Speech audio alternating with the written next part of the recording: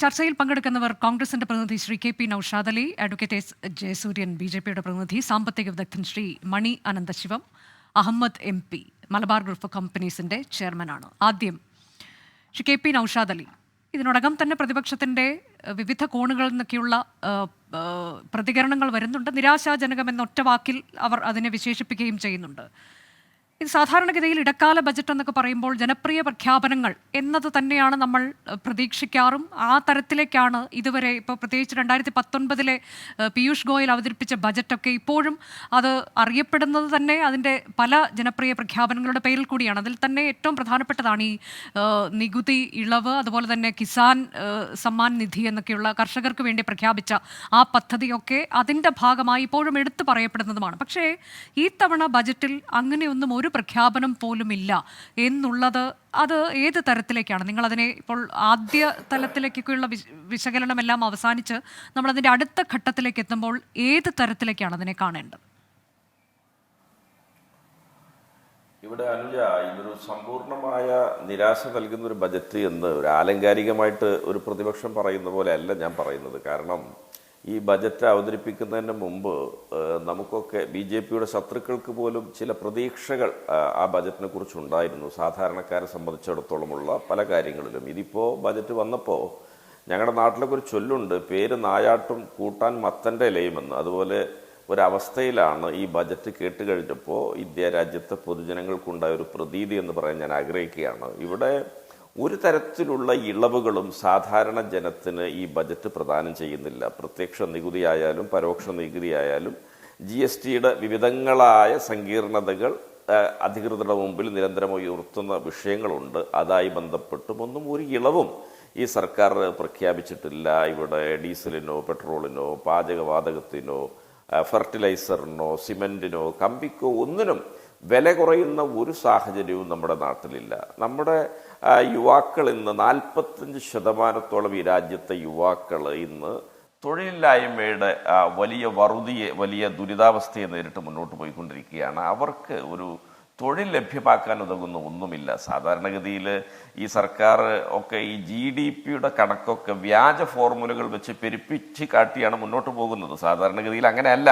ഇവിടെ ഇന്ത്യ രാജ്യം American standard of economic analysis വെച്ചിട്ടാണ് കാലങ്ങളോളം നമ്മുടെ GDP അളന്നിരുന്നത്. ലോകത്തെ എല്ലാവിധ സാമ്പത്തിക ശക്തികളായ രാജ്യങ്ങളും അതാ ചെയ്യുന്നത്. പക്ഷെ നരേന്ദ്രമോദി വന്നപ്പോൾ ആ പൊതു ഏകകം മാറ്റി ഇവിടെ ചില കൃത്രിമ ഫോർമുലകൾ ഉണ്ടാക്കി GDP ഒരുപാടുണ്ട് എന്ന് വരുത്തി തീർക്കുന്ന ഒരു പ്രതീതിയാണ് ഇവിടെ ഉള്ളത്. അങ്ങനെ GDP കൂടുകയാണെങ്കിൽ ഇവിടെ പണപ്പെരുപ്പം കുറയേണ്ടതുണ്ട്, ഇവിടെ ധനക്കമ്മി കുറയേണ്ടതുണ്ട്, ഇവിടെ തൊഴിലില്ലായ്മ താഴേക്ക് വരേണ്ടതുണ്ട്, ഇവിടെ വിലക്കയറ്റം ഇല്ലാതാകേണ്ടതുണ്ട്, ഈ സാമ്പത്തിക അസമത്വം ഇല്ലാതാകേണ്ടതുണ്ട്. ഇത് മുഴുവൻ ഈ രാജ്യത്ത് വളരെ സമൃദ്ധമായിട്ട് പ്രകടമായി കണ്ടുവരികയാണ്. ഇതിൽ ഈ ധനക്കമ്മിയെ നേരിടാൻ എന്തു തരത്തിലുള്ള സമീപനമാണ് ഈ ബജറ്റ് സ്വീകരിച്ചത് എന്ന് നമുക്ക് വ്യക്തമാകുന്നില്ല. തൊഴിലില്ലായ്മ കുറച്ചു കൊണ്ടുവരാൻ യാതൊരു തരത്തിലുള്ള പദ്ധതികളും ഈ സർക്കാരിന്റെ ഭാഗത്തു നിന്നില്ല. വിലക്കയറ്റം കുറയ്ക്കാനില്ല.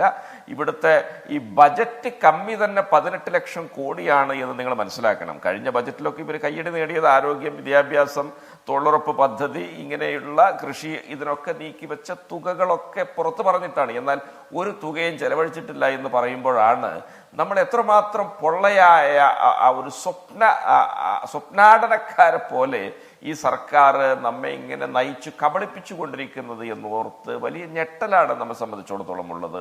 രാജ്യത്തിന്റെ പൊതുകടമാണെങ്കിൽ ഇന്ന് GDPയുടെ 80% മുകളിലേക്ക് വന്നിരിക്കുകയാണ്. ഈ രാജ്യത്തെ 1% പേരുടെ കയ്യിൽ 50% സമ്പത്തും പോയി കേന്ദ്രീകരിച്ചിരിക്കുകയാണ്. ഈ രാജ്യത്തെ 60%-ഓളം GST അടക്കുന്നവർ ഏറ്റവും താഴേക്കിടയിൽ വരുമാനമുള്ള 50% എന്ന കണക്ക് നമ്മൾ കൂട്ടി വായിക്കേണ്ടതുണ്ട്.